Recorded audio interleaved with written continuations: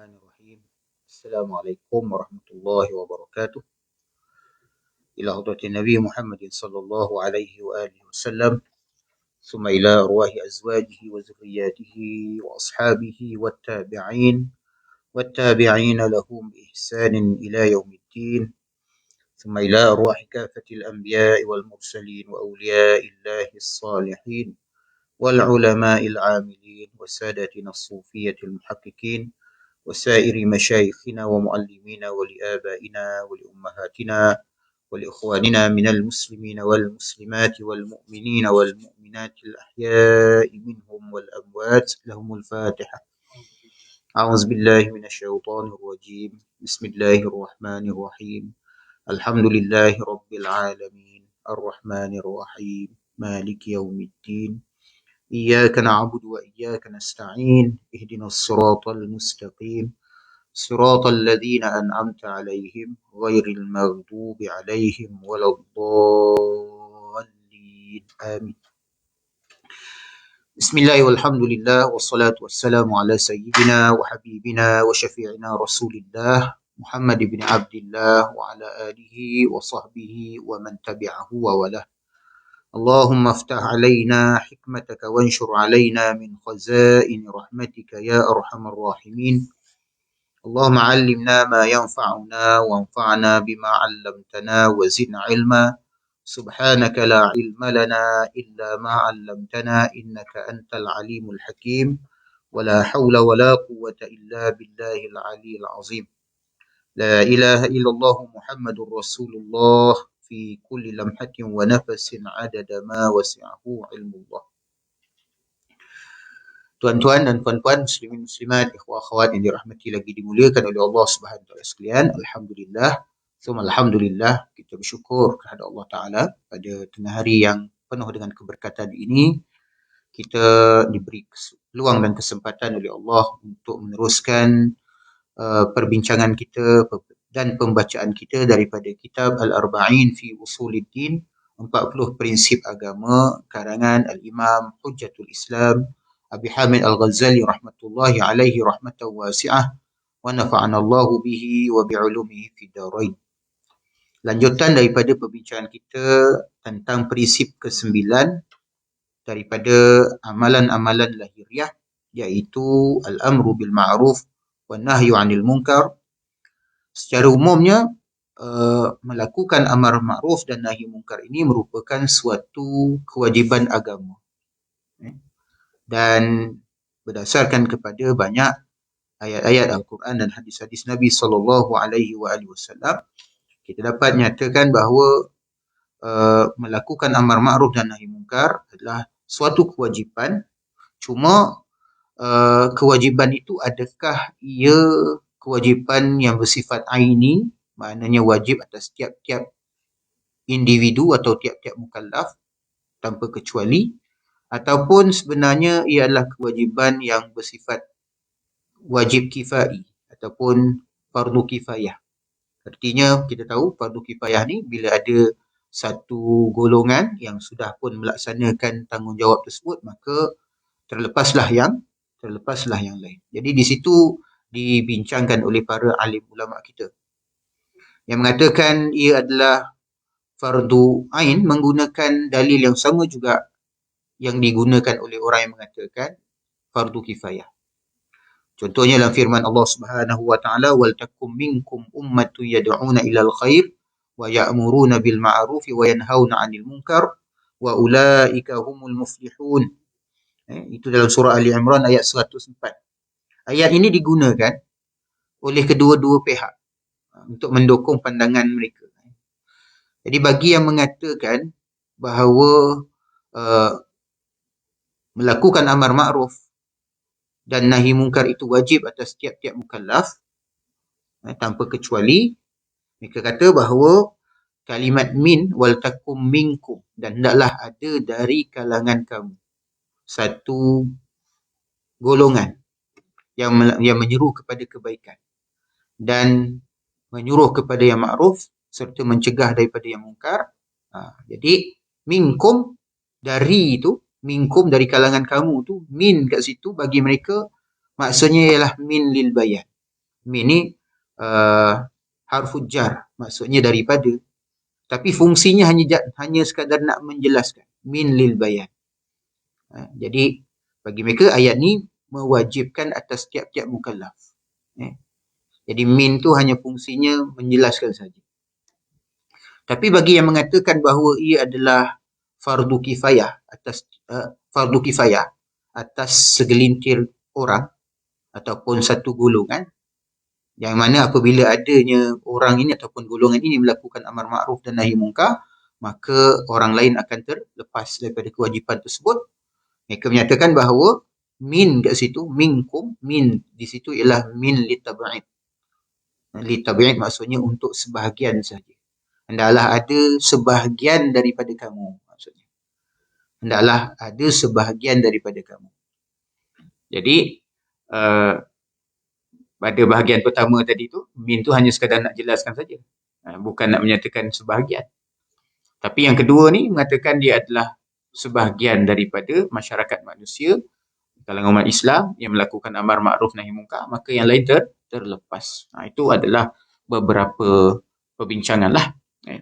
Kalau kita belajar metodologi dakwah, macam saya di tempat saya di Kolej Darul Hikmah di Kajang tu, memang ada subjek ni, metodologi dakwah. Jadi dibahaskan tentang hukum hakam melakukan dakwah. Baik, apapun melakukan amar ma'ruf merupakan kewajiban agama. Sama ada ia bersifat aini menurut pandangan setengah pihak ataupun dia kifayah, fardu kifayah menurut pandangan setengah pihak. Jadi dia tak keluar daripada batas kewajiban. Okay. Berbeza dengan golongan Mu'tazilah contohnya, dan juga mazhab Zaidiyah contohnya. Mereka berpandangan bahawa amar ma'ruf dan nahi munkar ni, kalau Mu'tazilah, mereka berpandangan bahawa ia adalah satu daripada rukun-rukun penting agama yang dipegang oleh golongan Mu'tazilah. Sebab Mu'tazilah ni dia ada satu prinsip dipanggil daripada usulul khamsah, 5 prinsip dipanggil. Al-usulul khamsah, 5 prinsip. Yang pertama dikata at-tauhid, yang kedua ialah al-adlu, keadilan ilahi. Kemudian yang ketiga ialah al-manzilah bainal manzilatain, iaitu kedudukan di antara dua posisi. Maksudnya orang yang melakukan dosa besar menurut pandangan mazhab Mu'tazilah tidak dapat dianggap mukmin, juga tidak dapat dianggap kafir. Dia berada di antara posisi mukmin dan kafir. Itu menurut Mu'tazilah. Kalau mati macam mana? Masuk neraka kekal selamanya. Cuma azab yang diterima tu azab yang ringan sedikit berbanding dengan azab orang yang betul-betul kafir. Tapi kekal dalam neraka, masuk neraka. Kekal. Kemudian al-wa'd wal wa'id, maksudnya Allah wajib membalas kebaikan, memberi pahala syurga kepada orang yang melakukan kebajikan, dan Allah Ta'ala wajib membalas azab, dosa, dan masukkan mereka ke dalam neraka bagi orang yang melakukan kejahatan. Itu prinsip mereka. Dan yang kelima ialah al-amru bil ma'ruf wan nahyi 'anil munkar. Wajib melakukan amar ma'ruf dan nahi munkar dan dianggap sebagai bahagian daripada akidah.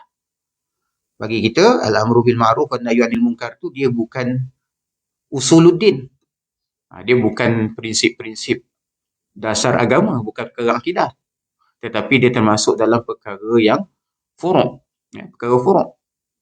Jadi kerana itu kita tak sampai ke tahap mengatakan bahawa amar ma'ruf dan nahi munkar itu sebagai bahagian daripada usuluddin. Tapi bagi kita ialah satu kewajiban. Aliran Mu'tazilah, apa tu aliran Mu'tazilah Ustaz? Mungkin kita tertanya-tanya. Ahlus Sunnah wal Jamaah ni kita biasa dengar. Walaupun kita bila sebut Ahlus Sunnah wal Jamaah tu, kalangan kita pun rata-ratanya masih kabur. Ahlus Sunnah wal Jamaah ni macam mana? Sampai kita terkeliru memasukkan orang-orang yang sebenarnya bukan Ahlus Sunnah wal Jamaah dalam kelompok Ahlus Sunnah wal Jamaah. Kan? Jadi aliran Mu'tazilah ni satu aliran yang berbeza daripada Ahlus Sunnah wal Jamaah yang diasaskan oleh Wasil bin Atta. Wasil bin Atta ni dia hidup sezaman dengan Hasan al-Basri. Dan Wasil bin Atta ni merupakan murid Hasan al-Basri. Dan terjadi khilaf antara Wasil bin Atta dengan Hasan al-Basri tentang masalah orang yang melakukan dosa besar yang saya sebutkan tadi. Bila ada orang tanya kepada Hasan al-Basri dalam majlis dia, Dia kata di zaman kita ni ada satu golongan kata kalau buat dosa besar jadi kafir. Kafir keluar daripada agama. Masuk dalam neraka, kekal dalamnya. Iaitulah golongan khawarij. Dan ada satu golongan pula kata kalau buat dosa tak memberi kesan pada iman. Tak ada masalah. Sebagaimana orang kafir, dia buat amal soleh tak memberi kesan pada kekufuran dia. Tetap kafir. Kan? Macam mana pun dia buat amal soleh tapi tetap kafir. Maka macam itulah mereka kiaskan kalau orang mukmin dia buat dosa macam mana pun tak akan memberi apa-apa kesan pada keimanan dia. Jadi itu disebut golongan murji'ah. Ada dua aliran bid'ah pada zaman tu muncul. Jadi soalan tu ditanyakan kepada Imam Hasanul Basri. Imam Hasan al-Basri mengambil masa untuk memikirkan dan merenungkannya kerana ini bukan persoalan yang mudah dan perlu kepada penelitian yang mendalam. Dan apatah lagi ia berkait dengan masalah takfir. Mengkafirkan orang kait dengan akidah. Jadi kita tak boleh keluarkan suatu jawapan tu dengan sewenang-wenangnya, mudah sembrono. Jadi dia mengambil masa untuk menjawab. Sebelum dia sempat menjawab, Wasil bin Atha memberikan pandangan dia. Dia kata bahawa menurut pandangan saya, orang yang melakukan dosa besar itu mukmin tidak, kafir pun tidak. Tak boleh dipanggil mukmin. Kerana bagi dia, iman tu termasuklah dalam iman selain pada tasdik, membenarkan dengan hati dan juga ikrar dengan lisan. Termasuk dalam hakikat iman menurut Wasil bin Atha ialah amal soleh dengan anggota badan. Jadi bila tak ada amal soleh, maka rosaklah hakikat iman. Dikira tidak beriman. Keimanan dia tu jadi rosak. Walaupun dalam hati dia ada tasdik. Walaupun dia mengucap dua kalimat syahadah. Tapi dia tak beramal dengan anggota. Maka tak dapat dipanggil mukmin. Kerana bagi Mu'tazilah tadi, saya kata dia mesti ketiga-tiga sekali. Nak kata kafir tak boleh juga. Sebab apa? Sebab ada tasdik dalam hati. Membenarkan dalam hati. Ada pengakuan dengan lisan dua kalimah syahadah. Cuma dia buat dosa. Jadi, dia ni dikira sebagai berada di antara kedudukan iman dan kafir. Di dunia, muamalah sebagai orang Islam. Hukum mahkamah Islam berjalan. Kenapa? Adanya syahadatain, dua kalimah syahadah. Tapi status iman dia di sisi Allah Ta'ala itu bukan mukmin, bukan juga kafir. Kalau dia mati dalam keadaan tersebut tidak bertaubat, maka dia akan mati di antara dua keadaan tu, membawa dosanya itu menyebabkan dia kekal dalam neraka. Cuma azab yang dia terima tu tak sama level macam azab orang yang betul-betul kafir. Dia dapat azab neraka yang agak ringan, macam neraka yang ada aircon lah, lebih kurang kita kata. Lebih kurang. Tapi aircon yang macam mana lah kan? Sebab sana kalau sejuk sungguh kan? Sejuk yang mendatangkan azab. Kalau panas sungguh. Jadi azab dia tu ringan sikit. Cuma tetap kena azab lah. Kekal dalamnya. Jadi ini pandangan yang bid'ah daripada Wasil bin Atha. Dan juga yang kemudiannya mengikut ni dipanggil Mu'tazilah. Dah datang mana nama Mu'tazilah tu? Jadi selepas daripada dia mengutarakan pandangannya itu, maka dia pun beralih ke sudut lain. Zaman dulu orang mengaji ni dalam masjid, ada halaqah. Satu halaqah tu satu untuk guru, satu halaqah satu untuk guru. Ada zawiyah dia. Zawiyah ni sudut-sudut lah, ada halaqah dalam satu masjid. Jadi masjid tu berfungsi macam universiti kita lah hari ni. Kemudian bila dia dah jelas dia beri jawapan tu, dia pun beralih ke satu sudut lain dan dia membincangkan hal tersebut dengan beberapa orang yang mengikutinya. Wujudlah satu halaqah yang baru. Maka Imam Hasanul Basri pun berkomentar, dia kata apa? I'tazala anna Wasil. Wasil sudah pun memisahkan dirinya daripada kita. Itulah buat satu kelas baru, halaqah baru. Dia tak join club lah. Dia create new club. Dia dah buat satu kumpulan baru lagi. Dan boleh lah parti baru. Whatever lah. Parti baru, kelas baru. Dan kemudian akhirnya daripada situ berkembanglah idea-idea dia. Selain pada Wasil bin Atha adalah yang seangkatan dengan dia, kawan dia, namanya Amr bin Ubaid, juga murid pada Hasan al-Basri. Wasil bin Atha ni, Dia ni seorang yang fasih. Tapi dalam fasih, makna fasih dalam bahasanya dia seorang yang mampu menyampaikan ucapan yang kemas lah, cantik. Cuma dia tak boleh menyebutkan huruf ra dengan baik. Huruf ra kan. Tuan-tuan semua boleh sebut huruf ra. Ra kan. Kalau orang perak dia lain sikit. Perak. Perak. Rin. Dia bunyi rin. Ra tu jadi rin. Perak. Dia tak boleh sebut huruf ra dengan baik. Dan ini satu aib lah bagi dirinya kan. Tapi kemahiran dia ni, nak kata dia punya kecerdasan, dia boleh membuat satu ucapan tanpa huruf ra dalam. Dia boleh buat ucapan yang mengelak daripada mengucapkan huruf ra supaya orang tak nampak yang dia ada masalah pengucapan tu. Ni kelebihan yang ada pada dirinya. Dan dia seorang yang kuat ibadat juga, kuat ibadat dan sebagainya. Tapi lah, dia ada membawa pemahaman-pemahaman yang kita sebut bid'ah. Bila sebut bid'ah maknanya bercanggah dengan ajaran Ahlus Sunnah wal Jamaah. Dan daripada itulah yang kemudian saya sebut tadi bahawa aliran Mu'tazilah dia ada 5 prinsip yang dianggap asas akidah dalam Mu'tazilah.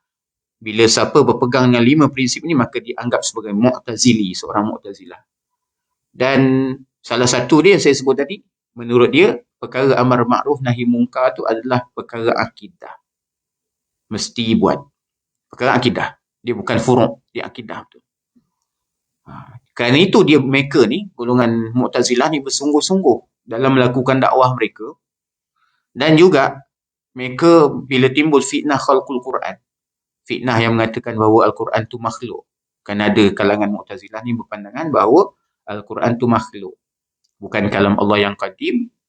Dan pandangan ini disokong oleh Al-Ma'mun yang merupakan Khalifah Bani Abbasiyah waktu itu.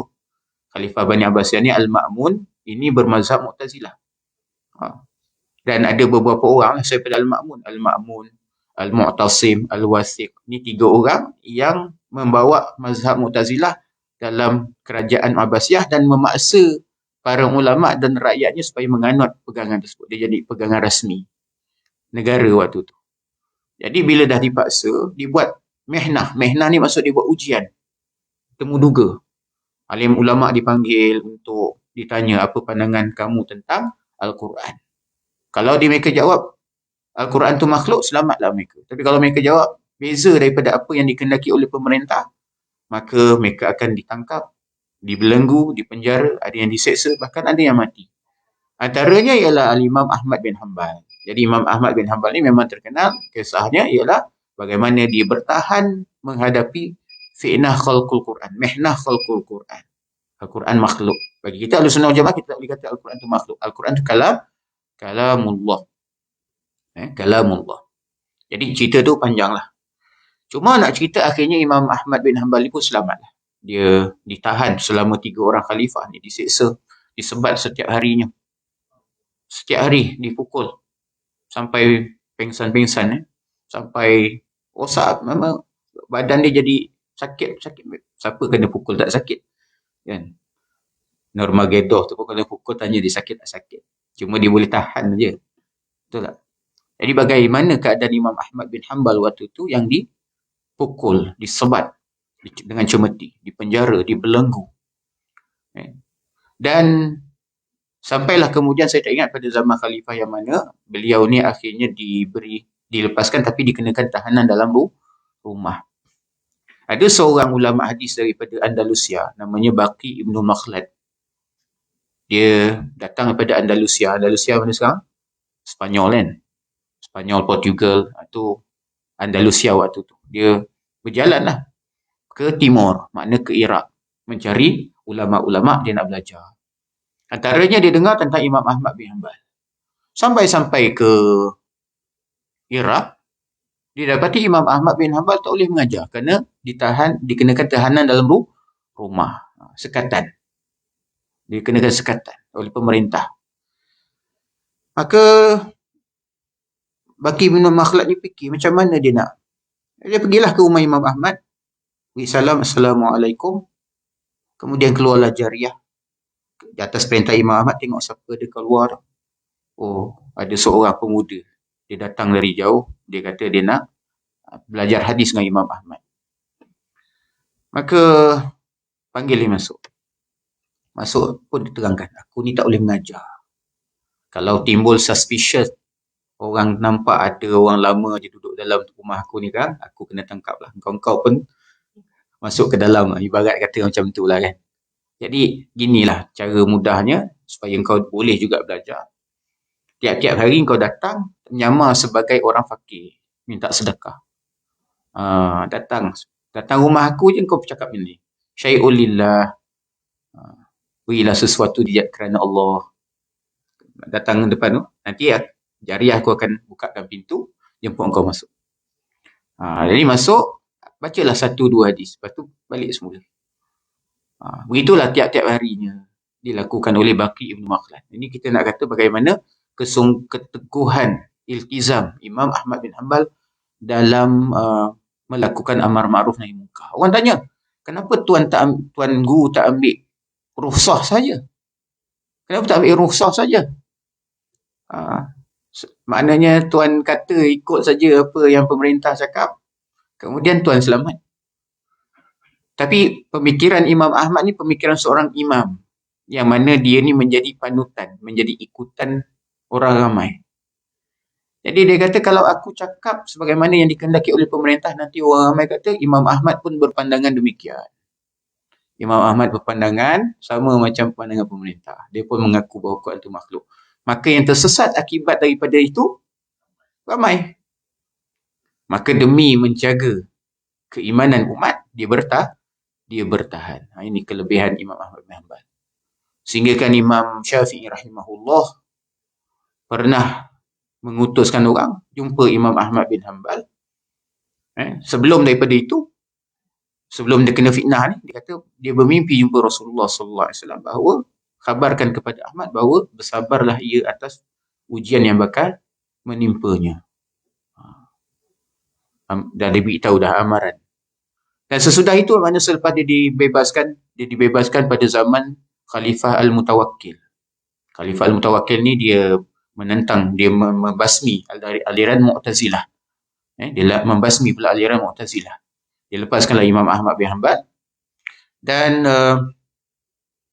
Imam Syafi'i rahimahullah mengutuskan orang untuk berjumpa dengan Imam Ahmad bin Hanbal dan minta pakaian yang dipakai oleh Imam Ahmad bin Hanbal tu semasa berada dalam penjara. Kenapa? Dia nak tabaruk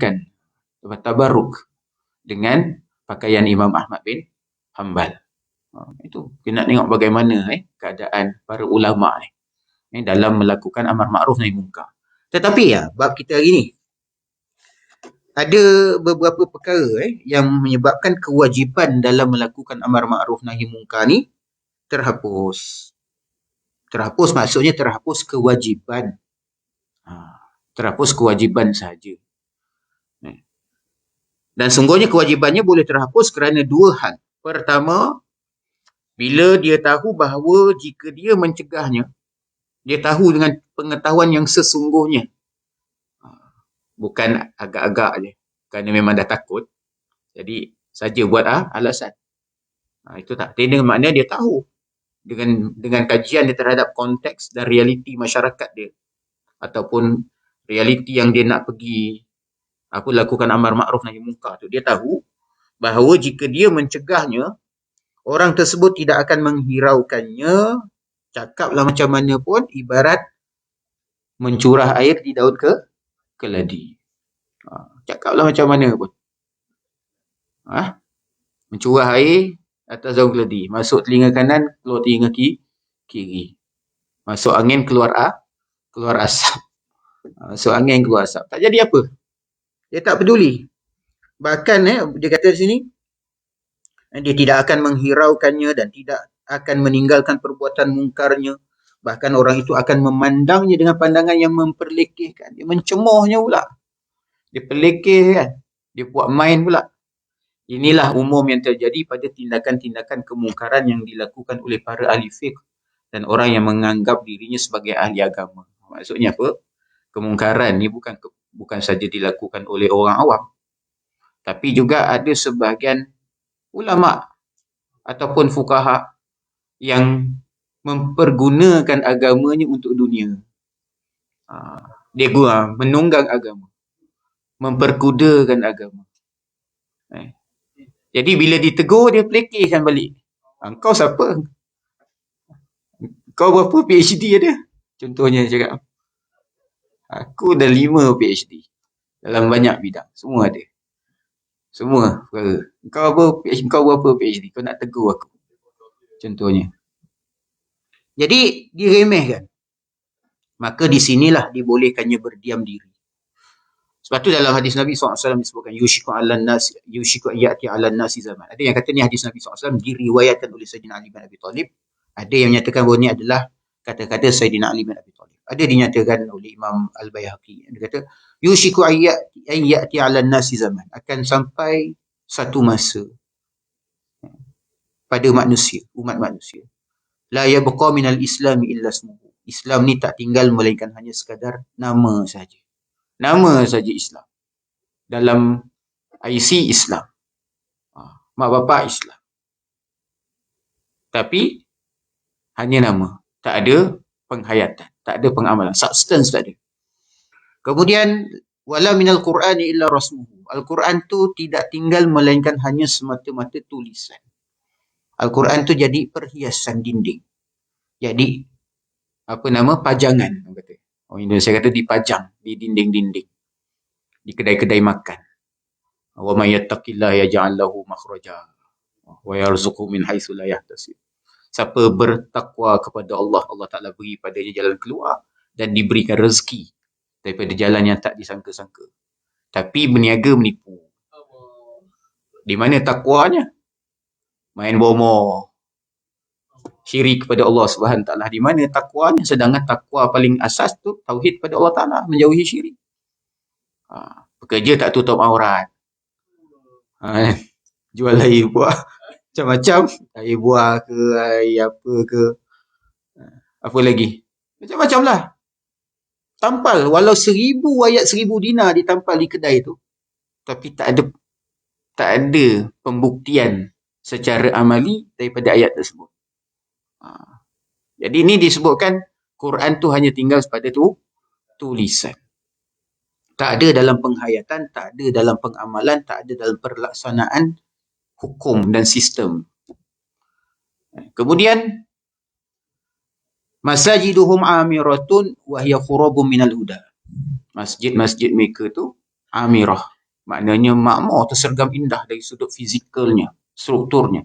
Tetapi khurabun minal huda. Khurabun minal huda ni maksudnya sepi, kosong daripada petunjuk hidayat, tak berfungsi yang sepatutnya. Solat jamaah tak berjalan dengan baik. Contohnya, majlis-majlis ilmu tidak berjalan dengan baik, majlis-majlis zikir tidak berjalan dengan baik, tidak berfungsi. Kemudian yang keempat, wa ulama'uhum syarrum man tahta adimis sama' min indihim takhrujul fitnah wa fihim ta'ud. Ulama mereka ni adalah sejahat-jahat orang yang ada, sejahat-jahat makhluk yang ada di bawah langit, daripada mereka munculnya fitnah dan akhirnya fitnah itu akan kembali kepada mereka. Jadi ulama yang dimaksudkan di sini adalah ulama-ulama yang disebutkan oleh Imam Al-Ghazali dalam kitab Ihya dia ialah ulama dunia ataupun ulama usu, ulama-ulama yang jahat. Yang tadi Syahid cakap tadi menunggang agama untuk kepentingan dunia.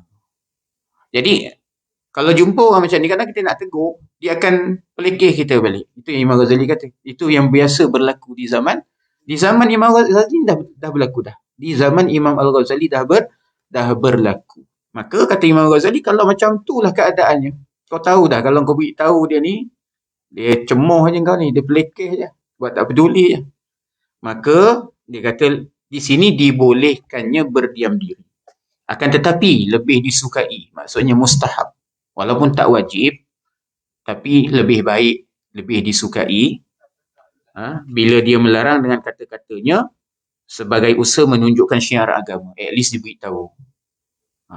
Sebagai menzahirkan syiar agama. Iaitu manakala dia tidak boleh mencegah selain dengan kata-kata. Dia tak boleh nak cegah dengan apa? Dengan kuasa dia, kerana dia memang tak berkuasa. Dia rakyat marhain biasa aja. Dia orang kecil. Dia orang kecil, orang awam, biasa-biasa je. Tapi dia tahu benda ni memang secara maklum minaddin bidarurah, benda ni mungkar. Dia kena beritahu. Jadi at least dia beritahulah. Dengan kata-katanya sebagai menzahirkan syiar agama.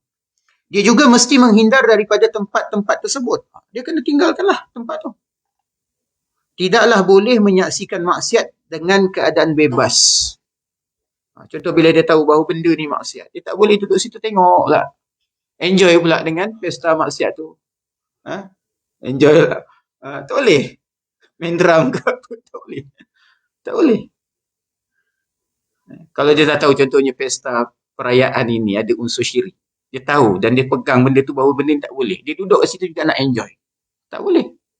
Contohnya, siapa saja yang duduk di tempat orang-orang bermabuk-mabukan, minum khamar, bermabuk-mabukan, maka dia tu fasik. Walaupun dia tidak minum. Saya minum kok je, contohnya.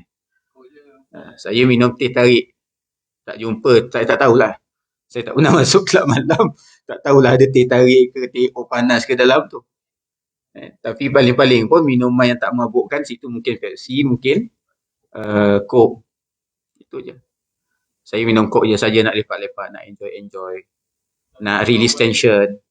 Ada kadang setengah-setengah orang ni, dia kawan-kawan dia pula, jom kita jumpa kat sini lah, kita bincang-bincang kan dekat kelab ni. Jumpa dekat ni. Yang memang tempat tu terang-terang arak diminum. Kan? Arak diminum. Maksiat tu memang terang-terang berlaku. Duduk kat situ saja walaupun kita tak minum, maka kita tu dah dikira fasik. Jangan tunggu minum. Tak minum tu saja dah dikira fasik. Maka bila dah fasik, gugurlah sifat keadilan dia.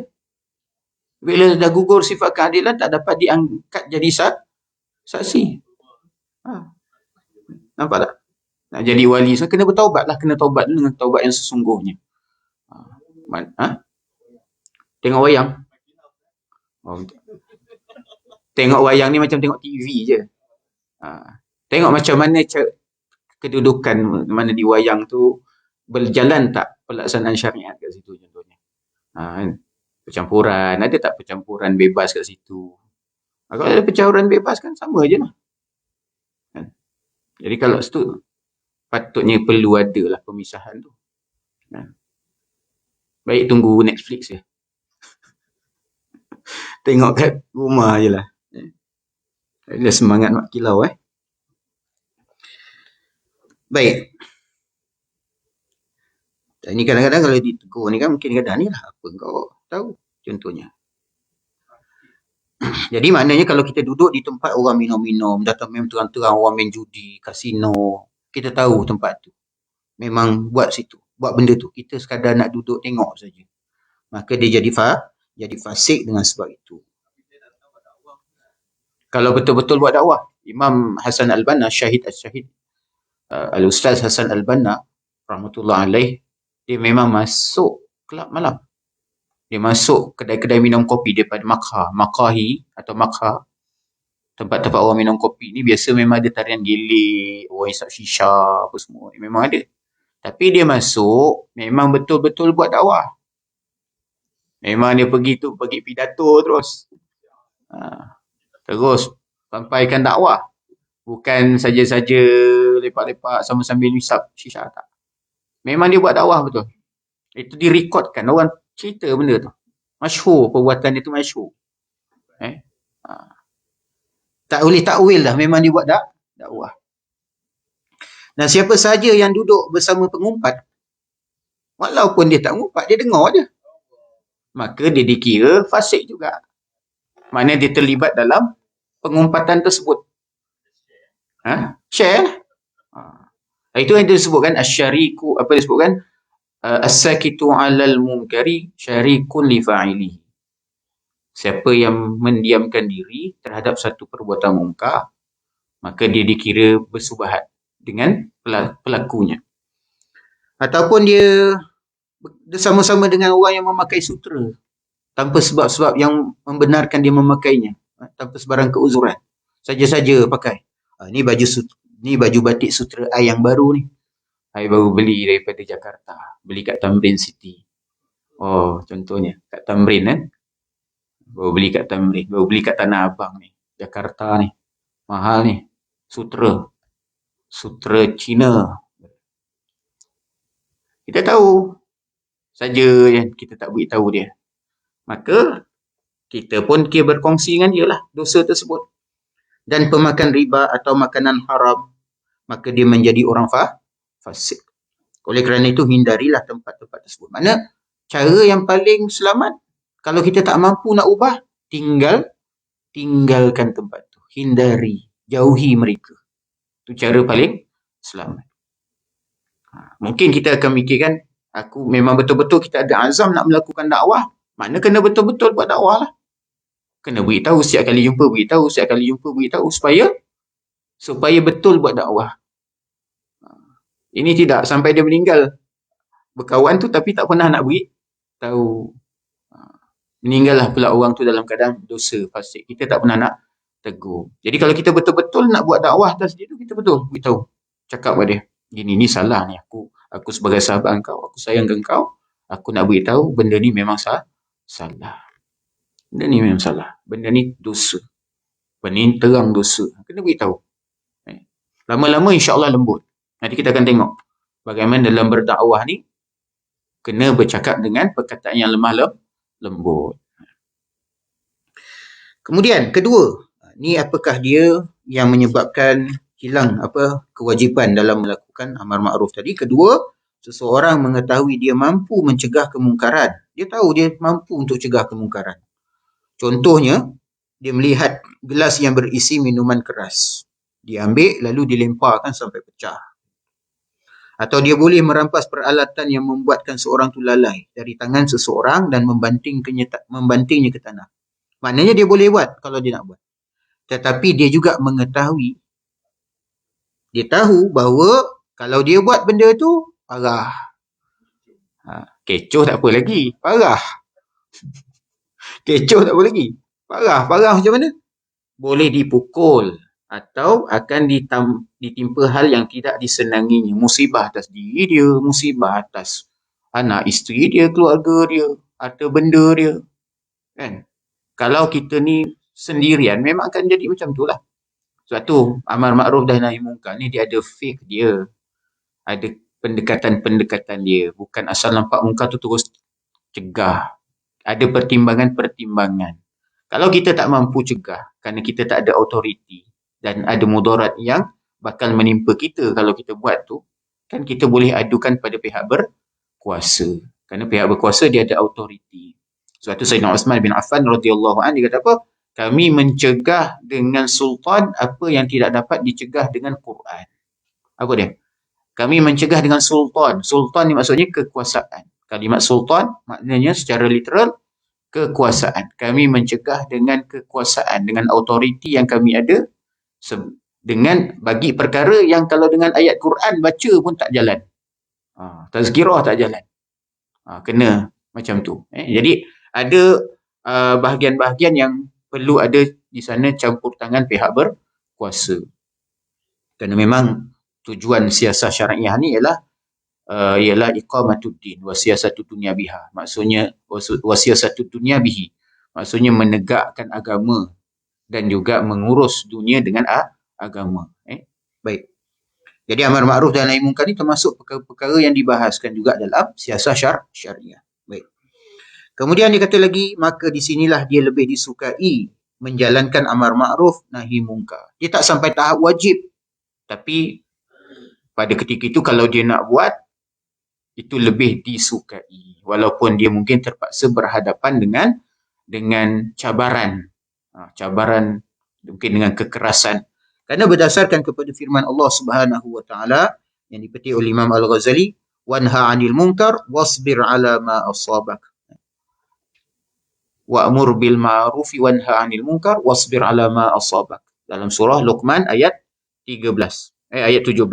Maksudnya suruhlah pada perkara yang baik.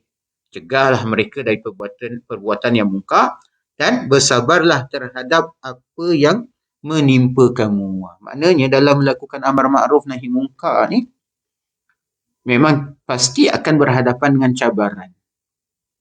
Dan perlu bersabar bila berhadapan dengan cabaran. Mencegah yang mungkar lebih berat cabarannya berbanding dengan menyuruh kepada yang ma'ruf. Tapi nak menyuruh kepada yang ma'ruf pun satu perkara yang berat. Dan ramai orang tak suka juga sebenarnya. Contohnya, ajak pergi masjid. Ma'ruf ke ma'ruf yang sepatutnya lah ma'ruf. Tapi kita tengok bila ada jemaah-jemaah ke orang datang nak ajak pergi masjid, lari, tutup pintu. Tutup pintu. Buat tak dengar. Assalamualaikum. Jawablah mati je. Jawab sikit-sikit je. Salam. Cakap ayah tak ada. Macam-macam. Bukan nak buat apa, bukan nak cegah mungkar pun. Ajak pada yang ma'ruf. Mana? Apatah lagi kalau cegah yang mungkar. Lebih-lebihlah dahsyat lagi penolakan orang ramai. Rasulullah SAW mengajak kepada mengesahkan Allah Ta'ala. Ma'ruf. Tapi penentangan yang dihadapinya luar biasa. Okay. Mengajak supaya menutup aurat contohnya. Mengajak pada yang ma'ruf. Tapi orang yang tak suka, ramai. Yang menentangnya ramai. Yang marah-marah ramai. Yang mencemuh juga ramai. Lepas tu alasan. Orang menutup aurat pun belum tentu baik. Kemudian menggunakan ayat Quran. Disebutkan, walibasut taqwa zalika khair. Pakaian takwa lebih baik. Saya walaupun tak tutup aurat, tapi saya memakai pakaian takwa. Itu adalah pakaian terbaik. Logiknya, kalau bertakwa tentu tutup aurat. Ataupun kita kena faham juga dalam ayat Quran, walibasut taqwa zalika khair. Dan pakaian takwa itulah sebaik-baik pakaian. Oleh sebahagian mufassir mentafsirkannya, walibasul haya'i zalika khair. Walibasul haya' at-taqwa di situ dimaknakan dengan haya' sifat malu. Kerana seorang yang mempunyai sifat malu pasti akan menutup, minta maaf saya sebut, kemaluannya.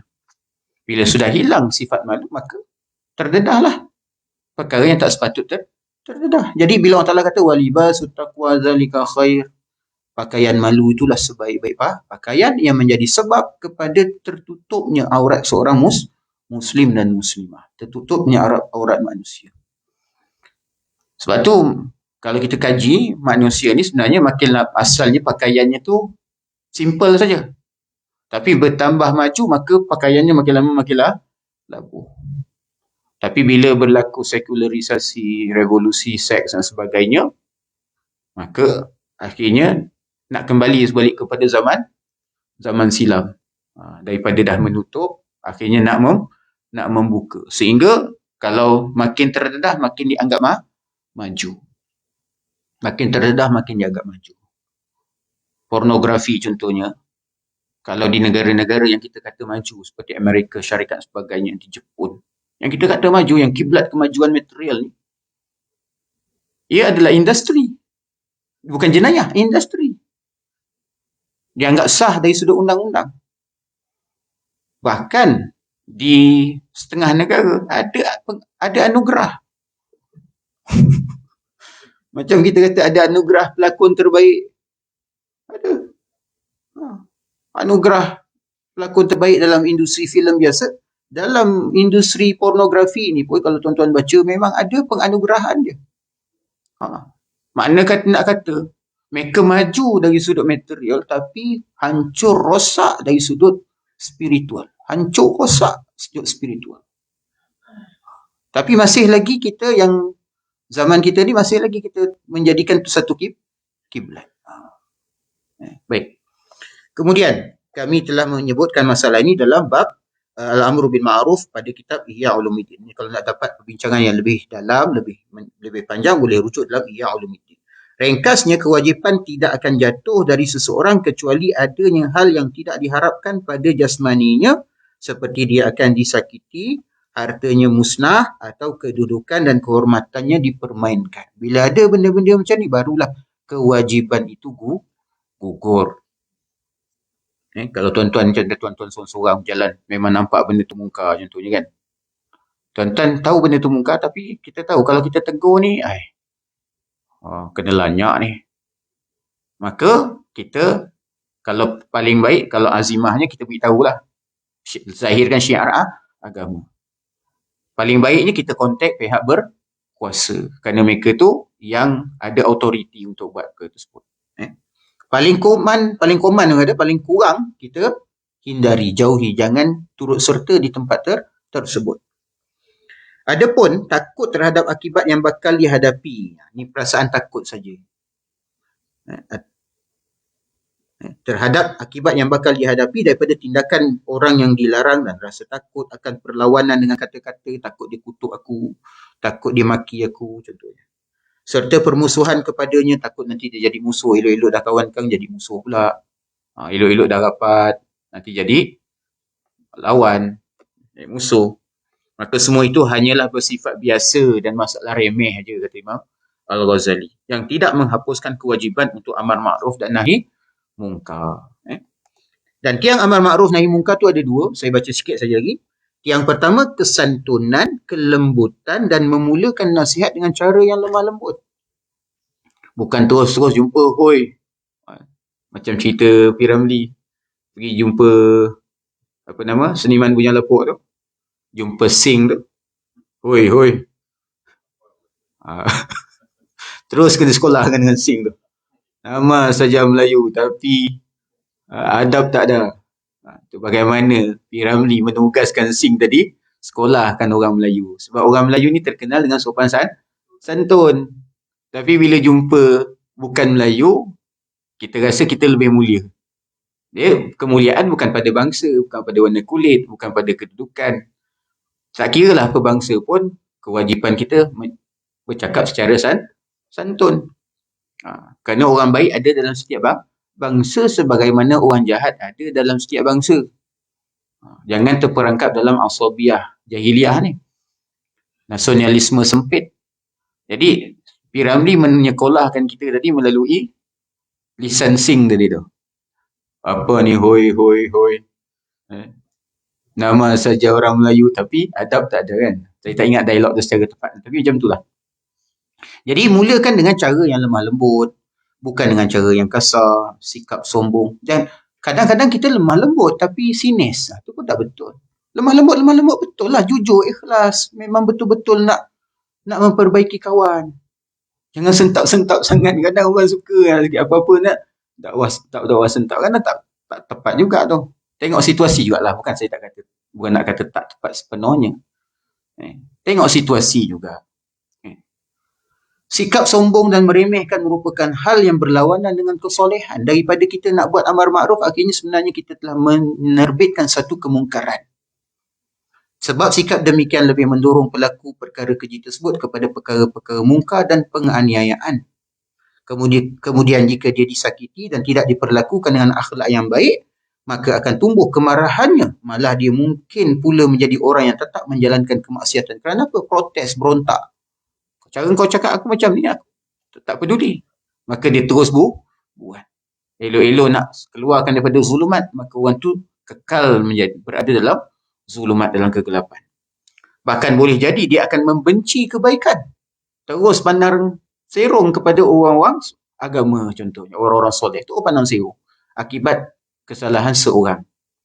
Padahal mungkin dia berharap dia boleh meninggalkan maksiat dengan kata-kata orang lain yang lebih lunak dan beradab. Nabi SAW bersabda yang bermaksud, seseorang tidak boleh menyuruh pada perbuatan baik dan melarang daripada perbuatan buruk, kecuali orang yang lembut dalam memerintahnya dan lembut dalam melarang. Sabar dalam menyuruh dan sabar dalam melarang. Faham tentang yang dia suruh dan faham terhadap yang dia larang. Maknanya dari sudut satu, lembut, kemudian sabar, kemudian faham. Ini kita nak suruh sesuatu pun kita tak faham apa yang kita suruh. Maknanya ilmu kena ada, tindakan kena tepat. Ilmu tepat, tindakan juga tepat. Perasaan juga kena sabar. Sekadar itu saja, insyaAllah. Pertemuan akan datang, kita akan sambung lagi, insyaAllah. A'udzubillahi minasyaitonirrajim. Bismillahirrahmanirrahim. Alhamdulillahirabbil alamin. Wassalatu wassalamu ala asyrafil anbiya'i wal mursalin sayyidina wa maulana Muhammad wa ala alihi wa sahbihi ajma'in. اللهم حبب إلينا الإيمان وزينه في قلوبنا وكره إلينا الكفر والفسوق والعصيان واجعلنا من الراشدين. سبحانك اللهم وبحمدك أشهد أن لا إله إلا أنت أستغفرك وأتوب إليك. والعصر إن الإنسان لفي خسر إلا الذين آمنوا وعملوا الصالحات وتواصوا بالحق وتواصوا بالصبر. وبالله التوفيق والهداية والسلام عليكم ورحمة الله وبركاته.